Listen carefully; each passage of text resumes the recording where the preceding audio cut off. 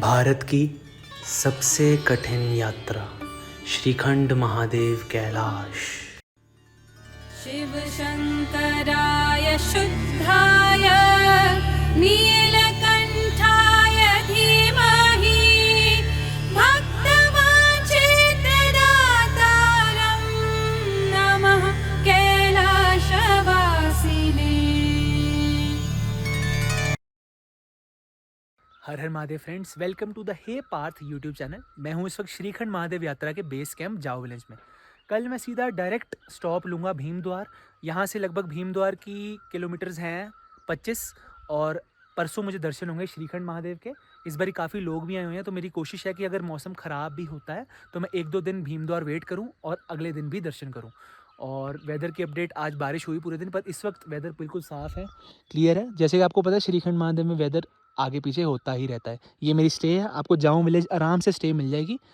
और यात्रा, ऑफिशियल यात्रा इसकी लगभग अनाउंस होगी 20 या 25 जुलाई के बीच में।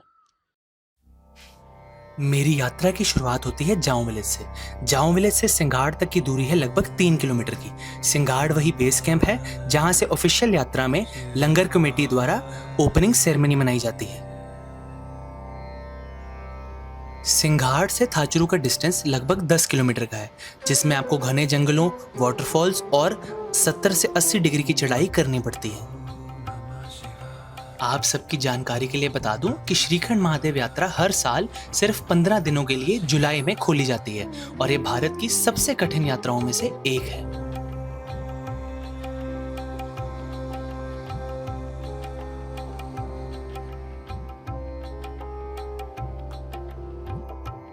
ये यात्रा करने से पहले आप अपनी फिजिकल फिटनेस पर काम जरूर करें और 2-3 महीने पहले से ही वॉकिंग करनी शुरू कर दीजिए।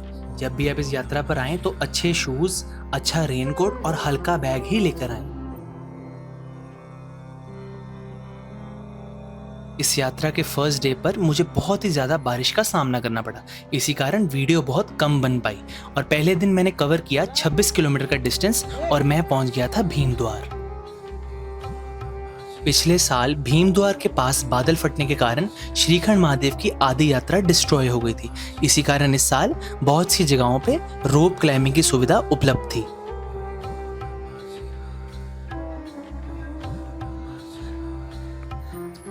जैसे जैसे आप थाचुरू की ओर बढ़ेंगे, इस यात्रा की चढ़ाई और मुश्किल होती रहेगी।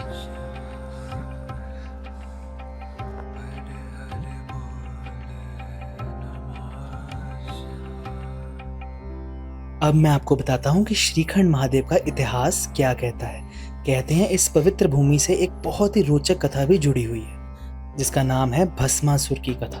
भस्मासुर एक शक्तिशाली राक्षस था जिसने भगवान शिव को प्रसन्न करने के लिए कठोर तपस्या की थी। उसकी भक्ति से प्रसन्न होकर महादेव ने उसे वरदान मांगने को कहा, लेकिन भस्मासुर ने ऐसा वरदान मांगा जिसने पूरी सृष्टि को संकट में डाल दिया। उसने कहा, जिस भी व्यक्ति के सिर पर मैं अपना हाथ रखूं वो तुरंत भस्म हो जाए। महादेव ने अपने भोले स्वभाव के कारण उसे ये वरदान दे दिया, लेकिन वरदान मिलते ही भस्मासुर के मन में अहंकार आ गया। कहते हैं कि उसने इसी शक्ति को महादेव पर आजमाने की कोशिश करी। तब भगवान शिव को अपने ही भक्त से बचने के लिए पहाड़ों और वनों में दौड़ना पड़ा और भगवान शिव श्रीखंड महादेव की शिला में आकर समा गए, जिसे आज श्रीखंड महादेव कैलाश के नाम से जाना जाता है।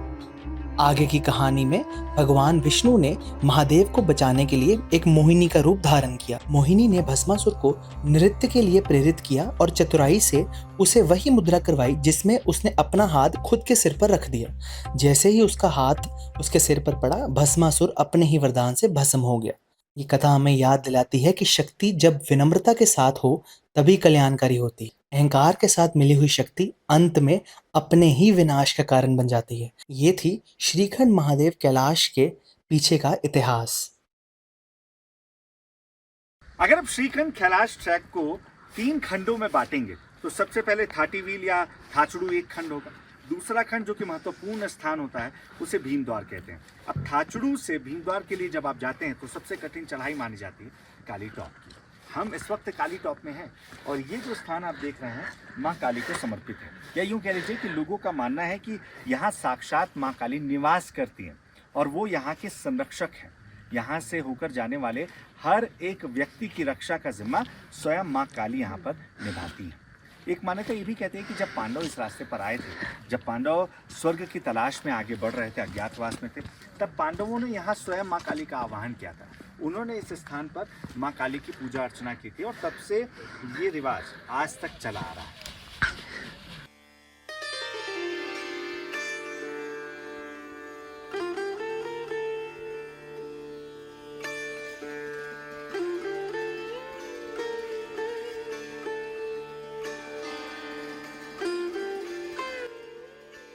अगर आप मेरे से रिकमेंडेशन मांगे तो आपको ये यात्रा किसी सेफ पैकेज में ही करनी चाहिए, क्योंकि पैकेज की कॉस्ट होती है 18 to 20,000।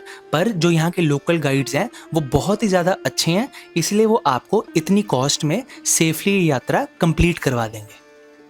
श्रीखंड महादेव यात्रा का पैकेज टोटल 6 डेज का होता है, जिसमें आपका फर्स्ट स्टॉप थाचरू, सेकंड स्टॉप भीमद्वार, फिर दर्शन, भीमद्वार, थाचरू और जाओ।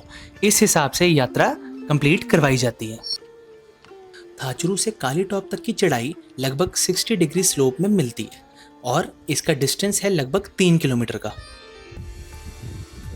इस यात्रा में आपको 15-15 मिनट के बाद लगातार मौसम चेंज होता दिखता रहता है, इसीलिए आप अपने साथ एक अच्छी कंपनी का रेनकोट जरूर कैरी करें।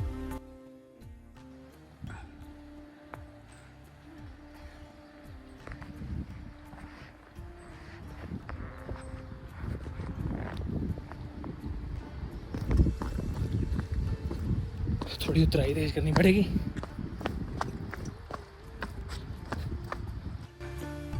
ये कुंशा बेस कैंप आ चुका है। इसके बाद नंगा नाच शुरू हो जाता है चढ़ाई को। सिर्फ चढ़ाई मिलती है इसके बाद आपको भीमद्वार तक। हर कदम आगे बढ़ने के साथ साथ आपको महादेव का नाम अपनी सांसों में महसूस होने लग पड़ेगा। यहाँ तक आने का तो छोड़ो, यहाँ तक आने का ख्याल भी आपको महादेव की कृपा से ही आता है। अगर आपके मन में कभी ये ख्याल आया कि मैंने श्रीखंड महादेव की यात्रा करनी है, तो इसका मतलब है कि महादेव की कृपा आप सब पर बनी हुई है। काली टॉप की रिस्की उतराई करने के बाद मैं पहुंचता हूं कुंशा। कुंशा में भी आपको टेंट्स की व्यवस्था मिल जाती है। अब कुंशा से ही शुरू होते हैं ग्लेशियर क्रॉसिंग्स, वाटरफॉल क्रॉसिंग्स और स्लिपरी ट्रेल्स।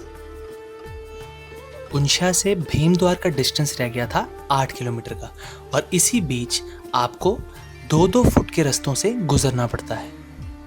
जिस समय पे मैंने ये यात्रा करी थी उस समय पे लगभग 200 से 300 श्रद्धालु और भी मेरे साथ यात्रा कर रहे थे। ये ट्रैक डेंजरस होने के बावजूद बहुत ही ज़्यादा खूबसूरत भी है।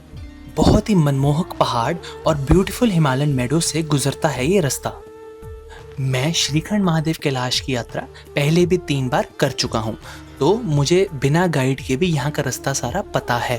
पिछले साल यात्रा में मुझे 4 से 5 ग्लेशियर्स क्रॉस करने को मिले थे, पर इस साल पिछले साल के कंपैरिजन में थोड़े ग्लेशियर्स कम मिले। कुंशा और भीमद्वार के रास्ते में आपको चढ़ाई उतराई देखने को मिलती है।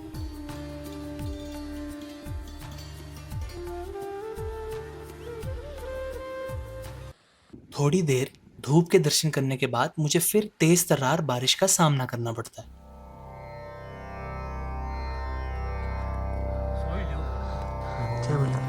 क्या बोले हरे महादेव। सॉरी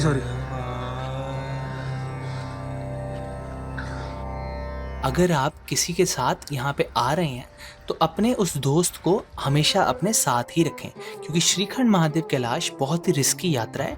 यहाँ पे कहीं भी किसी को भी कुछ हो सकता है, इसलिए मेरी रिकमेंडेशन ये है कि उसी दोस्त को लाएं जो ये यात्रा कंप्लीट कर पाए।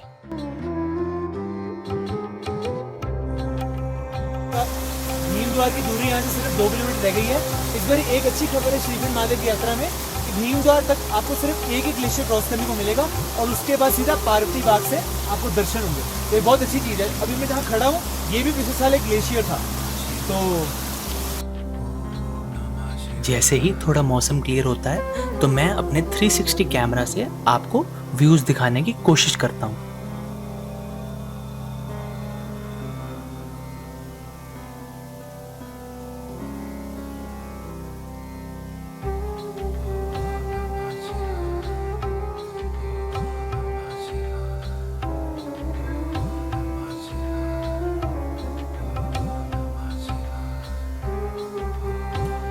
भीम द्वार की दूरी यहाँ से रह गई थी लगभग 2 किलोमीटर। आज के सफ़र में मैंने 26 किलोमीटर का डिस्टेंस कवर किया।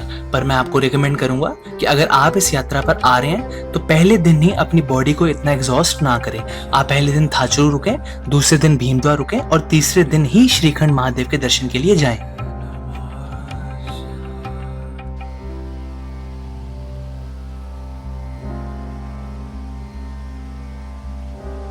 जैसे जैसे मैं अपने सफ़र में आगे बढ़ रहा था वैसे वैसे ये ट्रेल और स्लिपरी होती जा रही थी, इसलिए मुझे अपना पैर फूक फूक कर रखना पड़ रहा था। मेरे YouTube चैनल पर आपको 5 केदार, 5 कैलाश और बहुत से ट्रैक्स की वीडियोस भी मिल जाएंगी, तो टाइम निकाल कर उन्हें भी अपना प्यार दीजिएगा।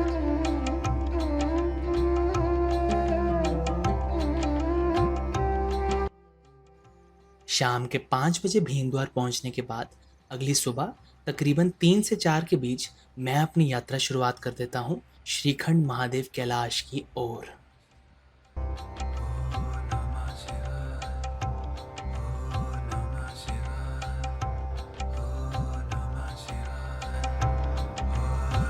ये पैच इस यात्रा का सबसे डिफिकल्ट पैच है और जो लोग बार बार यहाँ आते हैं वो यही कहते हैं कि श्रीखंड महादेव की यात्रा असली भीम द्वार के आगे से ही शुरू होती है। दर्शन वाले दिन के लिए आप अपना बैग भीम द्वार के टेंट्स में ही छोड़ सकते हैं और भीम द्वार के टेंट से ही आप 2 परांठे और 2 पानी की बोतल लेकर ज़रूर चलें। अगर मेरे से आप पूछेंगे तो जितना आप कम खाएं उतना ही यात्रा और ट्रैक्स में अच्छा होता है। जितना आप लिक्विड डाइट में रहेंगे उतना ही आपका फ़ायदा रहेगा। हाँ जी, हाँ जी, मुझे कह रहे हो भैया? हाँ कोई नहीं, मैं भी ले लेता हूँ।